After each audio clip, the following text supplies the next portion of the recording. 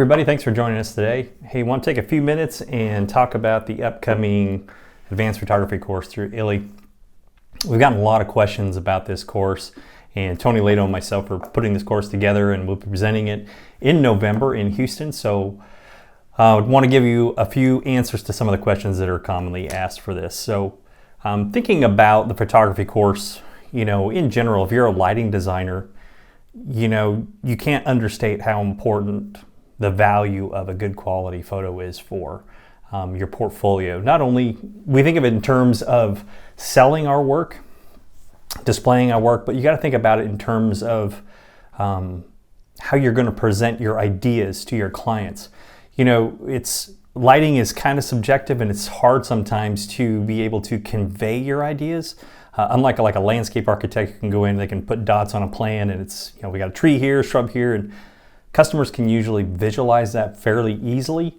But with lighting, the nuances of the light and the shadow and where you place the light and the effects of it, a lot of customers that we deal with today are not really, can't envision that as well as you and I can. We've been out there doing it for years.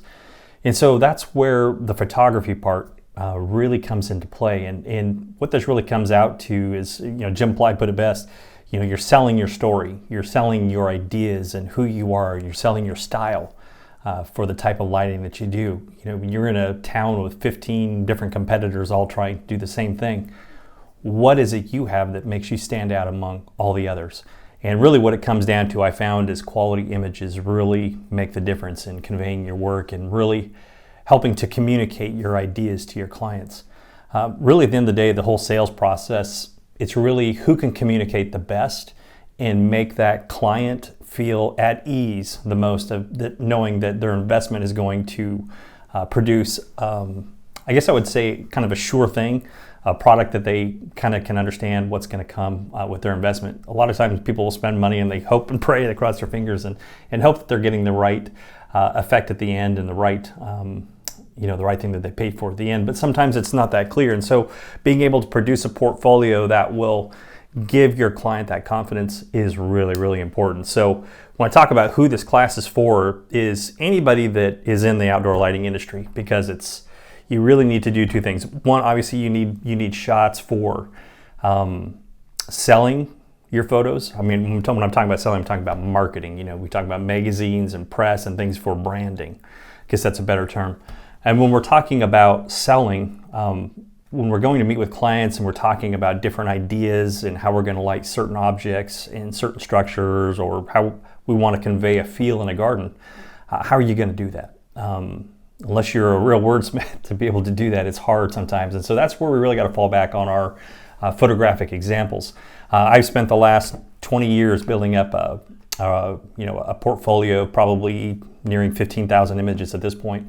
And part of what you need to focus on is not only the marketing shots, you need those, them call them the money shots, but you also need to build a portfolio of application shots. What does this type of fixture look like doing grazing or shadowing or silhouetting?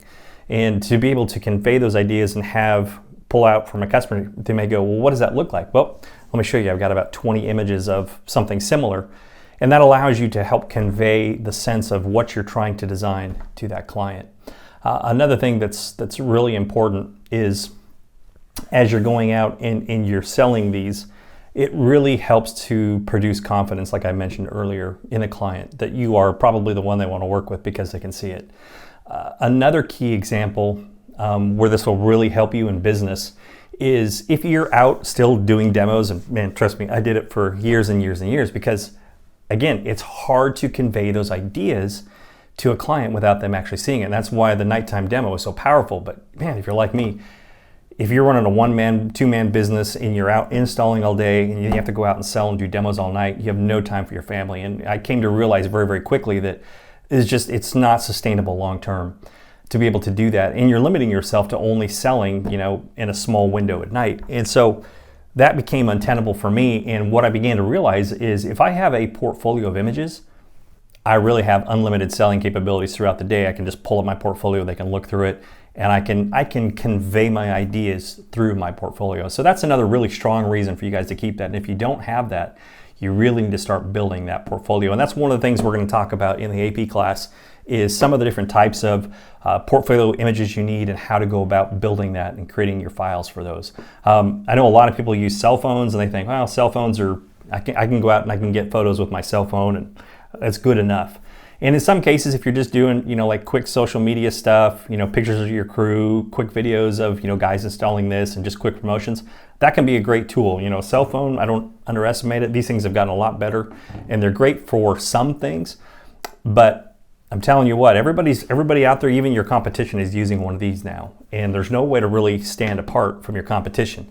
And if you look at those images, that even though they're better than they used to be, they have hot spots, the shadows are really dark. It infuriates the international dark sky guys because everything looks high glare, and they just continue to get upset at us because we're overlighting things, when really we're not. It's just the computational sensors in these, they just can't pick up the dynamic range that something like this can, where it has a full frame sensor, and you really can start to pick up the nuances of the lighting. So that's where you need to shift away. If you really want to make a difference in your business, you need to shift away to learning how to use a full frame camera.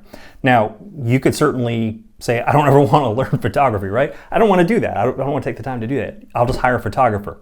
Well, you certainly can do that. But a couple of things to keep in mind as a photographer, even for a basic shoot, to go out and just get 5-6 images, is still probably going to run you between $500 to $700 on the cheap side. If you got a big project, it could run into the thousands. So you start looking at the cost of the gear and your time and the learning curve to go in. By the time you invest in the AP course, you invest in the gear, you're going to be so much further ahead money-wise, that now you're empowering yourself to go out and get your own shots, and you can actually do it much more efficiently. Sure, it's more money in the upfront and more time upfront, but it's in your best interest to do that. So that's if you're a lighting designer, you really should go out and start taking your photos. And one thing it'll help you be a better designer too, because photographs don't lie, and they can show hot spots and beam spreads and problems in our lighting designs that maybe we don't pick up with our eyes as well, but your camera, you can't hide it from it. So it'll make you a better lighting person too. Another question we have is, do I need to know photography already to come to the AP course? Now, we call it the Advanced Photography course, but we realize, from the past couple sessions I've been, at the IC for ILLI, we see a number of people, and this last spring in 2023, we had a number of people bring their cameras. And it's in the short window of time that we give you in a single class, you're not going to pick up an understanding of nighttime photography, what you really need. Sure, we can show you some of the basic settings and getting through that, but there's really so much more to getting out, capturing, and especially post-processing your images. Going out and just shooting it, learning how to shoot. Everybody says, well, I just need to learn how the settings and when to shoot and do all that. That's a very small part of the photography. Post-processing is probably the most critical part, and what is really going to help your work stand out from everybody else. And we are going to take some time in this class to not only teach you the basics of photography. So if you go in there, you know very little. We're going to teach you the basic photographic triangle, ISO, dynamic ranges, lens effects. We're going to give you a basic understanding of photography. So don't feel like you have to come there knowing everything. You should, if you have a camera, you should be familiar with the basic functions of it, how to navigate around, what your switches and dials do. So you're not, fiddling around there trying to figure out the basic functions of your camera while you're trying to learn. So you should know at least some of the basic functions, how to navigate and move through your camera. But when you have that, then we're going to jump into the photographic triangle and understanding all the components of that. The whole idea and the whole goal is for you to be able to understand to shoot in manual mode and understand what each, the aperture and the ISO and the shutter speed, how those all affect each other. And that'll give you the knowledge to empower you to go out and get the right images that you need in any situation. So you don't need to be an expert when you come in. You should have some basic understanding, or at least understand your camera, and we'll walk you through a lot of the basics into more advanced. Because this class is not going to be about all of photography. We're not going to teach you how to be a sports photographer. This class is really focused on teaching you how to be a landscape lighting photographer. We're going to give you the basics, but then we're going to jump in and really niche down into how do I shoot and capture images for the night. because it's not everybody can do it. It's a very specific process and a very specific way that we process our images to do that. Another question is, how is this course structured? That's a great question that we get regularly. So this is not going to be where you're just sitting in class and you're watching a slideshow. I'm a firm believer that the best way to learn is to do. More hands-on, and so we will have some sessions where we're sitting in class, and you need to understand the basics as we go through it. But during the in-class sessions when we're doing the slideshows, you'll have your camera out. You're going to be going through the functions in your camera, and as we're explaining it through the PowerPoints, I'm going to have you get your camera out. We're going to demonstrate. Everybody in class is going to demonstrate. We'll have some dioramas in the room. It'll be dark. You'll be able to see how what we're talking about is going to convey into your practices, into shooting your photography. So we'll not only do that in class, but then we're going to go out, we're going to go shoot in the field, we're going to do nighttime images, and being that we're doing it in conjunction with the intensive course, is we'll get the opportunity to actually go out to Mercer and go out and photograph the final setups for the 3 different teams. So we'll get the opportunities to do that. And then beyond that, what's even more important is half of our time is going to be spent in post-processing. So we'll go through the post-processing steps one by one. You'll see it live demonstration all the way through. And then beyond that, you're going to get the opportunity to as well, with our mentors watching over your shoulder and helping you with the hands-on, you're going to learn how to do all of that. Not only processing your images, but doing exposure blending and doing some of the things that seem more advanced, but they're really not. These are things that you can handle and you can tackle quite easily once you have the know-how to do it. So it's a very hands-on course that you'll be doing a lot. Last question we'll have here is, will I need to buy special gear? Short answer, yes. There are some limitations if you have basic gear.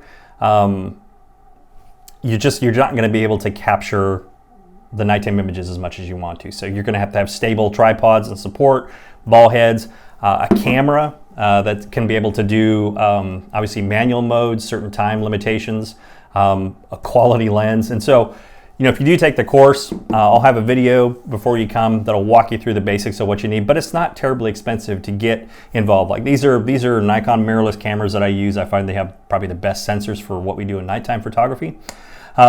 But honestly, these are first generation. They're probably 4 or 5 years old at this point. And because we're not capturing sports, we're not capturing fast action, we don't need the fastest autofocus. In fact, most of the time I don't use autofocus at all. I manual focus. And so really what we need is a good lens and a good sensor and good files. And you can get started with a DSLR or mirrorless camera, anywhere between, from the low end from $1,000 up to $2,000, and you can get a full kit of everything you need to go out and start capturing photos. So you do need some specific gear, which if you do join the course, you'll get a primer on that before you come, because you want to make sure that as you come to the course, you're going to get the maximum benefit out of it by having the right gear there. The worst thing is having you come with a bad tripod or a camera that is not capable of doing obviously the open shutter speeds that we need. So we'll have a primer for that, but yes, you do need to have the right gear, but it's not going to break the bank. So that's the nice thing about landscape lighting photography. If you have any other questions, please feel free to reach out to us. But I really encourage you, just in closing, if you are a landscape lighting professional, man, dang it, you really owe it to yourself to get into this class. I've been doing this for a long time. Tony Lato's been doing it for a long time. And there's others that'll be there as well too that have done nighttime photography. So you're never going to learn from better people that have been doing this. We live this stuff. So to get the hands on in a very, very small group, it's going to be limited to 8. So look, you're going to have 4 people per instructor to be able to help you. So there's never been a better time to get out and learn nighttime photography. So I strongly encourage you, if you want to do something to help your business, help you grow, help you stand apart from your competition and sell your story, get into the AP class now before it fills up, because it's going to be a limited time. We may not do this every IC, so we'll do this at limited engagements. So I encourage you to join it, and we hope to see you in November in Houston. Thanks all.